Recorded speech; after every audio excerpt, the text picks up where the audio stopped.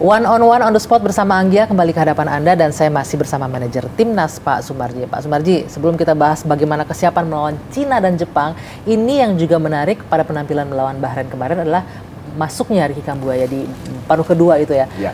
Itu jadi kejutan tuh buat penonton kita. Apa yang menjadi pertimbangan tuh Pak? Ya, kita semua pasti supporter semuanya itu terkaget-kaget tuh dengan masuknya Ricky Kambuaya kan. Nah, jadi boleh dikatakan Ricky itu dimasukkan itu atas pertimbangan dan diskusi antara Patrick dan juga Coach Alex. Mereka mendiskusikan itu dan sepakat untuk memasukkan Ricky.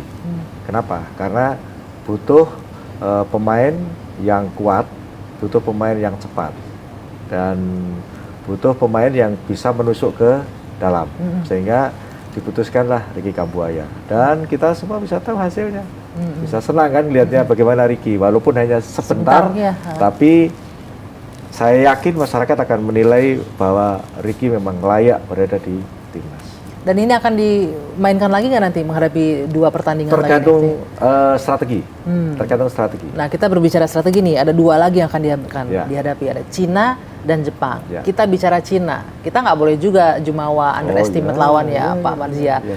Apa kira-kira yang jadi concern nih ketika harus berhadapan dengan Cina? Challenge-nya apa dan opportunity kita apa melawan Cina? Ya, begini ya. Satu yang harus kita tahu bahwa kita tidak boleh mengecilkan Cina dan kita tidak boleh menganggap enteng Cina. Itu yang pertama. Dan itu yang tadi pagi saya sempat ketemu sama Coach Alex juga.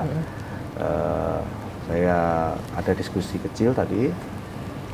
Itu yang harus dipersiapkan ke depan.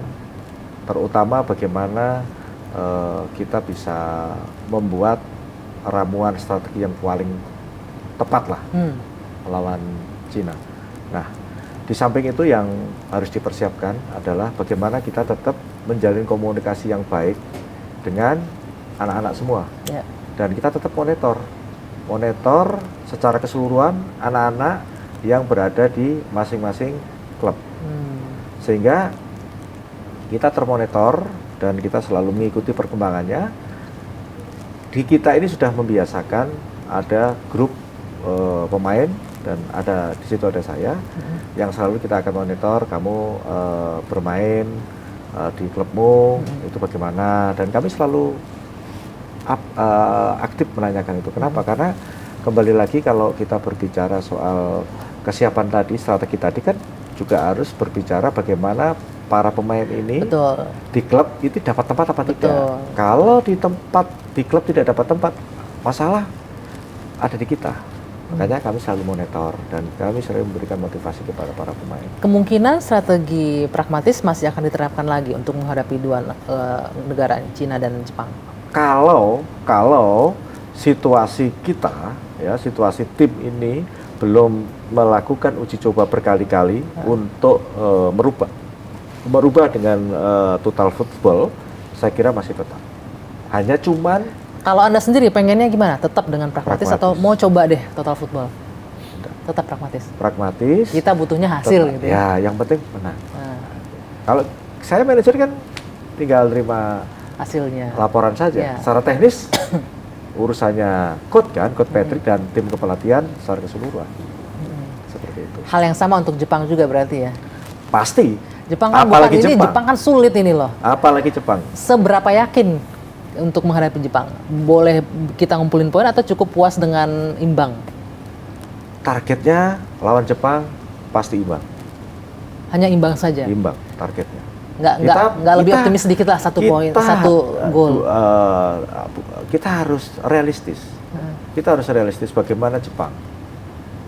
Kita harus realistis. Apalagi kita away loh ini. Ya, kita ke Jepang loh.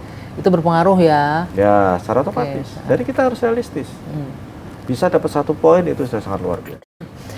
Posisi pemain saat ini sudah kembali ke klub masing-masing ya Pak ya, sudah kembali ke negara masing-masing. Kita masih punya waktu 2 bulan lah untuk persiapan. Kira-kira planningnya, timelinenya seperti apa untuk latihan? Akankah ideal 3 kali atau 4 kali sebelum bertanding nanti? Semalam juga sempat kita sedikit berbicara berkaitan dengan soal kapan anak-anak harus berkumpul. nanti akan kita sampaikan. Ya paling tidak idealnya sih memang 1 minggu ya. Tetapi kan kembali lagi bahwa untuk anak-anak bisa pergi dari klub ya. itu kan kaitannya dengan jadwal FIFA Matchday. Kita belum tahu biasanya sih FIFA Matchday itu ngasih jadwal ke kita itu paling lambat 4 hari, paling cepat itu 5 hari. Ya antara itulah. Tetapi kalau di klubnya itu lagi tidak pas main, ya dia pasti cepat akan datang. Kemarin kita sampaikan kalau di klubnya jadwal FIFA Matchday-nya maju, contoh ini misalkan FIFA Matchday tanggal 12. Nah, sementara di klubnya selesai pertandingan di klubnya tanggal 12, terus berikutnya tidak masuk dalam pertandingan di FIFA Matchday, otomatis kan jedanya ada, suruh cepetan berangkat. Nanti akan kita monitor lewat grup yang ada di kita, grup WA yang ada di. Dan juga tuh monitor kondisi pemain di klub masing-masing ya, jangan sampai pas dibutuhkan di sini dalam kondisi yang nggak prima. Pasti, itu yang pasti itu. Pak, berbicara keberhasilan tim, kita bicara tim ya, berbicara kemenangan dengan Bahrain yang benar-benar menjadi kebahagiaan sendiri bagi rakyat Indonesia kita.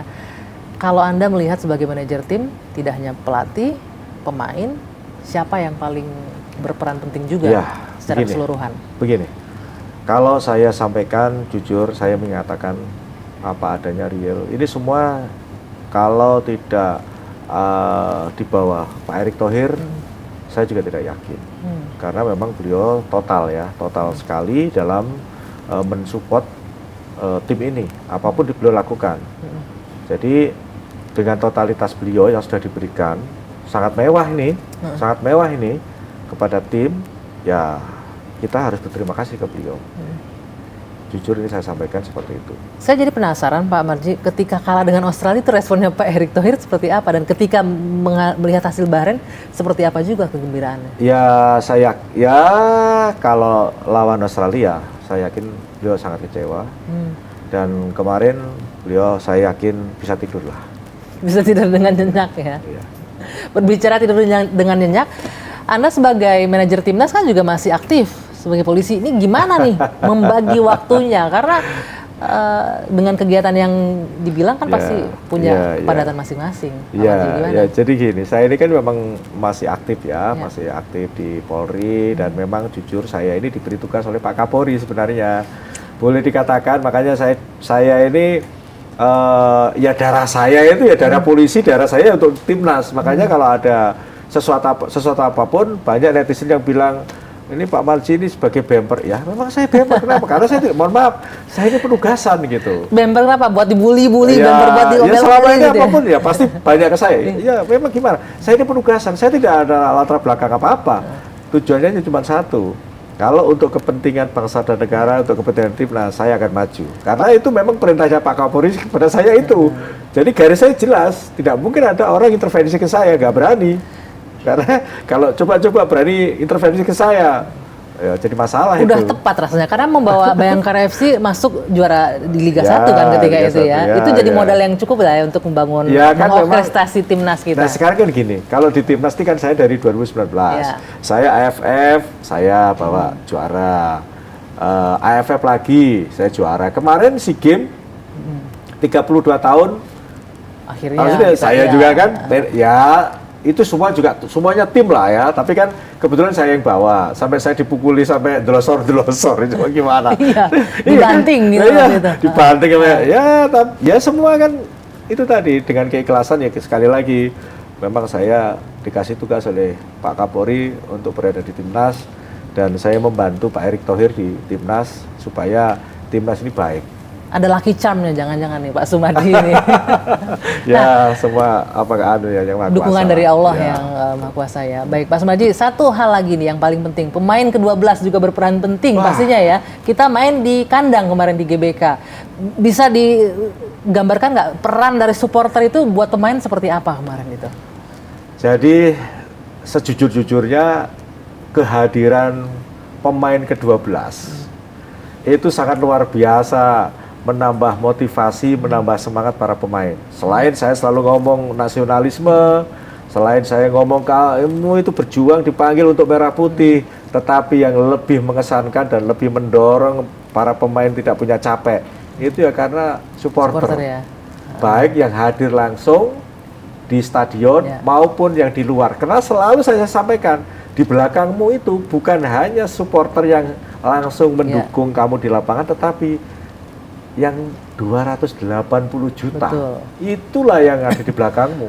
Sekali lagi, mari kita bersatu, hanya satu tujuan. Indonesia harus berkibar di dunia supaya kita bisa lolos Piala Dunia. Amin. Mudah-mudahan ini akan menorehkan sejarah ya Pak Sumarji untuk bisa Indonesia masuk lolos Piala Dunia 2026. Baik, Pak Sumarji terima kasih atas waktunya. Sama-sama. Kita doakan nanti persiapannya matang untuk menghadapi Cina dan Jepang. Mudah-mudahan Indonesia bisa di posisi ketiga minimal lah ya. Kalau nggak bisa jadi runner up minimal di posisi ketiga untuk bisa maju ke babak Semua selanjutnya. masih ada dan semua masih ada harapan. Mudah-mudahan amin. Kita bersama-sama berdoa. Terima kasih sekali Ya, lagi sama-sama. manajer Timnas sudah bergabung bersama One on One on the Spot. Saya Dwi Anggia, kita akhiri One on One on the Spot. Kita jumpa lagi pekan depan. Sampai jumpa dan selamat malam.